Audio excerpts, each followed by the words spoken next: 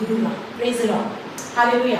देवाचं सामर्थ्य नाकारणारी लोक आहेत. मी ज्यावेळेस वर्शिप मध्ये लोकांना लीड करते त्यावेळेस चर्च बस भरलेलं असतं, पण ऍक्टिंग करणारी लोक मला जास्त दिसतात. कारण रॅम मध्ये म्हणजे देवाच्या आत्म्यामध्ये ते बघायला मिळतं, ते जाणवतं. हात वर असतात पण हृदय देवाकडे नसतं. डोळे बंद असतात पण विचार मात्र लंडनला फिरत असतात. Praise the Lord. समजते मी तुम्हाला काय सांगते. ते बसलेले असतात इकडं पण त्यांचं मन कुठेतरी दुसरीकडे फिरत असतं. म्हणजे सुभक्तीचं बाह्य रूप दाखवून देवाचं सामर्थ्य दाखवून वचन ऐकतात पण त्यांच्या डोक्यामध्ये काहीही घुसत नाही. ते घुसूच देत नाहीत कारण ते जांभळ्या तिथे बसलेले असतात. त्यांचे विचार भरकटलेले असतात. त्यांना इथून दुसरं काही नको असते. तुमचं वचन, तुमचा देव, तुमचं सामर्थ्य तुम्हाला ठेवा.